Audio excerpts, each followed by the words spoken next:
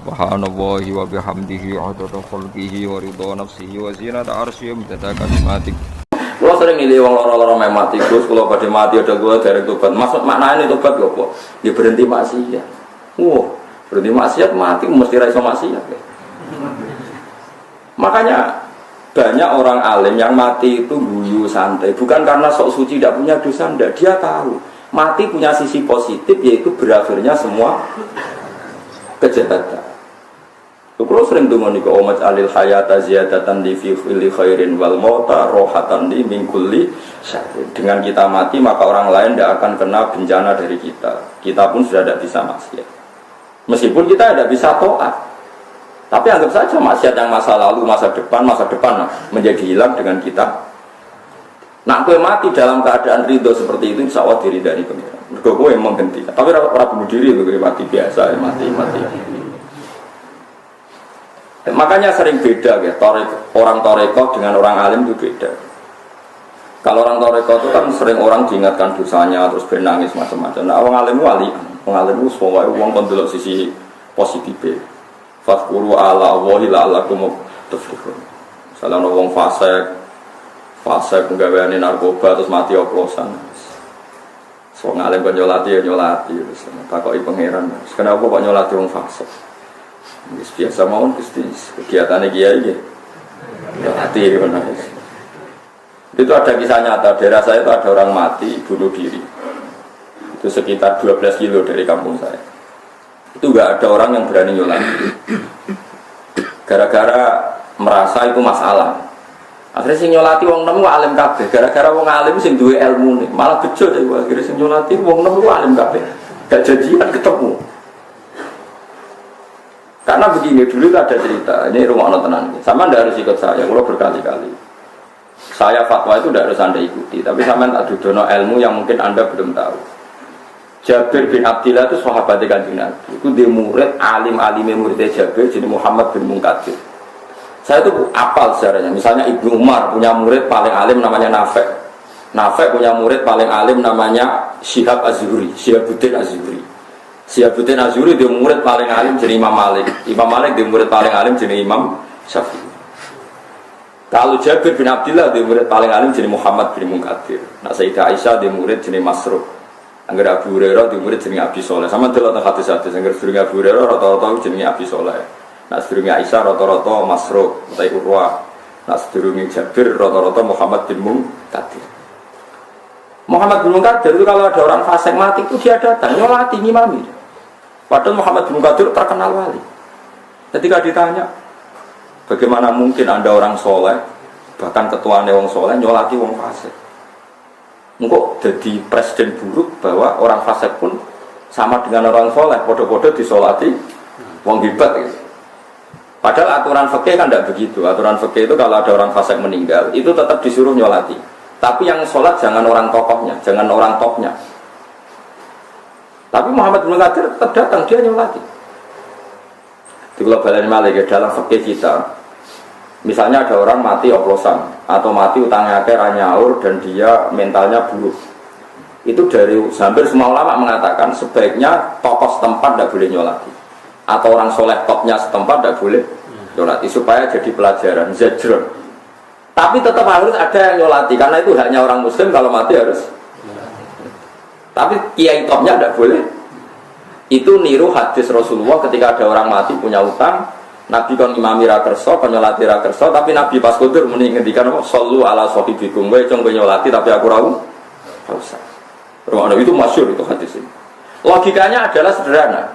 Kalau Nabi ikut nyolati orang oplosan misalnya atau orang fasik, nanti akan jadi presiden buruk. Wah, enak ya, dungane Nabi mesti mandi.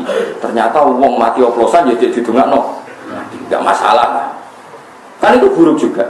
Tapi kalau Nabi tidak nyolati dan tidak menyuruh orang lain nyolati, berarti ada hukum baru, orang muslim yang fasik tidak mendapat hak di. Itu juga resiko. Resikonya adalah nanti ada ritual baru, orang-orang fasik kalau mati berhubung rano kiai nyolati, wong liya nyolati, mereka bikin tradisi mengantar kuburannya wong oplosan. Diobeni arak ning kuburane terus macam-macam. Kok sholawatane yang nganggo gaple misalnya tahlilane nganggo minum-minuman Tapi baru kayak kiai Indonesia tuh pinter, bohong fasik lah ditahlili. Pikirannya anggap aja nget ruangannya wong main gaplek tertutup. Itu jenis darul mafasid muqaddamun. Mergo daerah-daerah sing ora ana tahlilan kok sing mati wong fasik kuwi malah digo gaplek tenan. Iki ora urusan kitab-kitab atau kitab-kitab lho, iki urusane masing-masing. Artinya misalnya wong fasik mati, sing teko kaya kanca-kancane wong fasik. Kalau kita tradisi kita sudah baik, saya ulang lagi, tradisi kita sudah baik. Wong fasik mati, itu sing nyolati nggih kula, kok sing nahlil ya kancaku kiai. Kalau kita tidak mau, pasti yang nganter ya kancane fasik.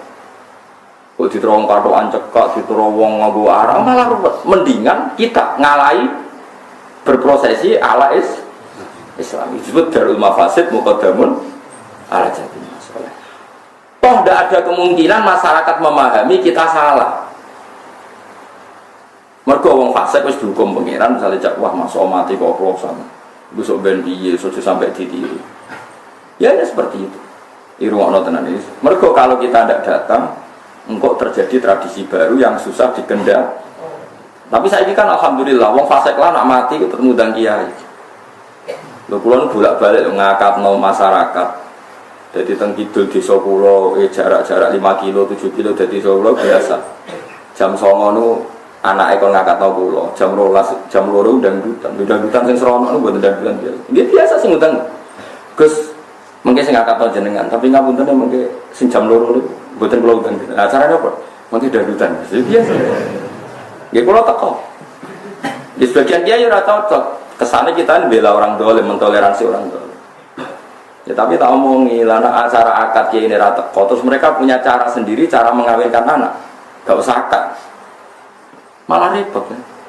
Nah, itu makanya cara fikih darul mafasid muqaddamun ala jalbil masalah. Cara kaidah malih mala yudraku kullu la yudraku kullu. Kalau tidak bisa ideal, jangan sama sekali. Acara resepsi sudah jelas maksiat karena ada dangdutan. Tapi acara akad religi karena masih ngundang kiai. Kalau yang baik bisa dilakukan, jangan ditinggalkan semua. Semua disebut mala yudraku kullu la yudraku kullu. Kalau tidak bisa semua, jangan sama sekali. Ana wong salat iso maca Fatihah, salate rubuh gedang, isane ngono iku kudu tetep salat. Aja bae salate rasa cara fikih terus gak usah salat. Iku kok ida mala yudraku kullu la yudraku kullu. Ana wong diutang 4 juta, ora iso nyaur. Tapi nak 1 juta iso nyaur, ya wajib nyaur 1 juta. Ojo pepe 4 juta ra iso mergo duwe 3 juta menisan ora. Ndak bisa malih droku kulo la droku. Eling-eling. Mulane masyhur ning gore kok fikih misale wonten tiyang kok tangane keputus dari sikut. Nah keputus ke sikut berarti kan mahalul wajib hilang. Karena wajibnya basuh tangan kan sampai sikut dengan sikut maksudnya. Jebule sikutnya terputus mau karek bau. Ya cara ulama kon basuh mergo iku ae kecelok tangan. Kalau enggak ada yang asal yang lainnya di basuh. Makanya cara ulama-ulama misalnya wong ihram wis gundul. Padahal tak halul nyukur rambut. Iku kan disunatno besok diliwatno ning ndase senajan to ora ono napa. Itu memang standar kaidah fikih itu. Mala yudraku kullu la yudraku.